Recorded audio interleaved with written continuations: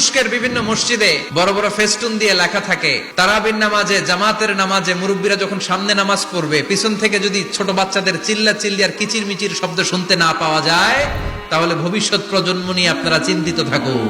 পিছনে যদি বাচ্চাদের হই হুল্লোড় না থাকে, চিল্লা ফাল্লা না থাকে, তার মানে নেক্সট জেনারেশন এগুলো মুসল্লি হবে না, এগুলো হবে টাকা। এজন্য এরা বিভিন্ন প্রজেক্ট চালু করেছে। 40 দিন টানা ফজরের নামাজ যে ছোট বাচ্চারা মসজিদে এসে পড়বে, ওই প্রজেক্টের আওতা থেকে একটা করে সাইকেল দিয়ে দেওয়া হচ্ছে। অনেক দেশে তারাবি পড়েছি রামাদানে, ছোট বাচ্চারা পিছনে অনেক কিচির মিচির করে, হঠাৎ অ্যানাউন্সমেন্ট দেয়, বাবা মারা ছেলে মেয়েদেরকে শান্ত করেন, কিছুক্ষণ শান্ত, 2 রাকাত পর আবার চিল্লাচিল্লি। এজন্য ছোট বাচ্চাদেরকে মসজিদ থেকে তাড়িয়ে দেওয়া যাবে, এদেরকেও নিয়ে যাবে। কুয়েতে আর একটা প্রজেক্ট করছে, দ্বিতীয় বিবাহ প্রকল্প। কি কাজ এই প্রকল্পের? তারা ঘোষণা দিল, মসজিদে ফজরের সালাতে মুসল্লি পাওয়া যায় না, তো যারা যারা ফজরের নামাজে মসজিদে আসবে না, তাদেরকে মসজিদের টাকা দিয়ে দ্বিতীয় বিবাহের ব্যবস্থা করে দেওয়া হবে। এই ঘোষণা দেওয়ার পর থেকে ওই এলাকার কোন মহিলার তাহাজ্জুদ মিস হয় না। ফজর তো অনেক দূরে, তাহাজ্জুদের সময় থেকে হাজবেন্ডের ডাকা শুরু করে, মসজিদে যাও। কারণ মসজিদে না গেলে দ্বিতীয় বিয়ে আছে না নাই?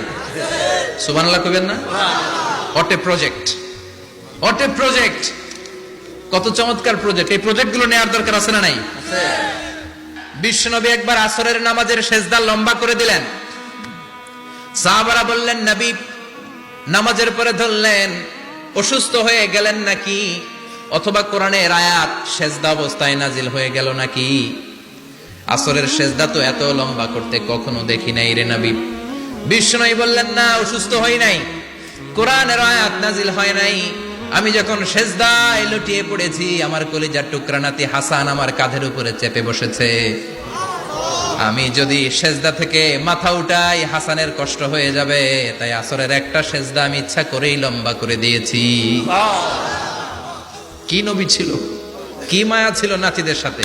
হাসান হুসাইন, বিশ্বনবী যে নবী হচ্ছে সব নবীদের সর্দার, ওই নবীরে ঘোড়া বানায়া, বিশ্বনবীর বাবরি চুল ছিল তো, ওই চুল ধরে এরকম ঘোড়া ঘোড়া খেলতো। বিশ্বনবীর কাঁধে বসে বিশ্বনবীর বাবরি চুল টেনে টেনে কয়, এটা আমার ঘোড়া। হাসান হুসাইনের গায়ের এমন কোন জায়গা নাই যে জায়গায় বিশ্বনবী চুমা দেয় নাই। আর বলতেন, রাইহানা চাইনি ফিদ দুনিয়া, হাসান আর হুসাইন হলো আমার দুনিয়ার সুগন্ধি। সাইয়্যিদা শাবাবি আহলিল জান্নাহ, জান্নাতীরা আপনারা যারা জান্নাতে যাবেন, আপনাদের সামনে 2টা পতাকা থাকবে, একটা থাকবে হাসানের হাতে আর একটা হুসাইনের হাতে। বিশ্বনবী মসজিদে নববীতে জুমার খুতবা দিচ্ছেন, হঠাৎ হাসান আর হুসাইন লাল 2টা জামা পরে কাতারের মধ্যে দৌড়াদৌড়ি শুরু করলেন। বিশ্বনবী খুতবা থামিয়ে দিলেন, মিম্বার থেকে নেমে হাসান হুসাইনকে 2 হাতে টানতে টানতে মিম্বারের উপরে নিয়ে আসলেন, যাতে মুসল্লিদের ডিস্টার্ব না হয়ে যায়। হাসানকে ডান হাতে ধরে, হুসাইনকে বা হাতে ধরে বাকি খুতবাটা বিশ্বনবী তখন শেষ করলেন। 500টা খুতবা দিয়েছেন। কয়টা? চিল্লায় বলেন, কয়টা? আবার বিশ্বনবী জুমার খুতবা দিতে দাঁড়ালেন। এক সাহাবী এসে বসে বলল, বিশ্বনবী বললেন, কুম, দাঁড়াও, 2 রাকাত পড়ছো? সাহাবী কয়, না, পড়ি নাই। বিশ্বনবী বললেন, ইরকা রাকাতাইন, 2 রাকাত পড়ো।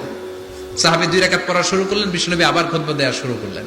খুতবার নিরবিচ্ছিন্নতাকে ভঙ্গ করে বিশ্বনবী তাকে দাঁড়াতে বললেন, 2 রাকাত নামাজ পড়তে বললেন। তার মানে খতিব সাহেব মন গড়া শুধু খুতবা দিয়ে যায় না, ডানে বায়ে কোথায় কি হচ্ছে সবকিছু নজরে রেখে, কন্ট্রোলে রেখে, সামাজিক সব সমস্যার কথাগুলো তুলে ধরে অসামাজিক কার্যকলাপের বিরুদ্ধে হুঙ্কার দিয়ে জুমার প্ল্যাটফর্মটাকে শক্তিশালী করাই হচ্ছে একজনের খতিবের দায়িত্ব। চিল্লায় কোন ঠিক কিনা?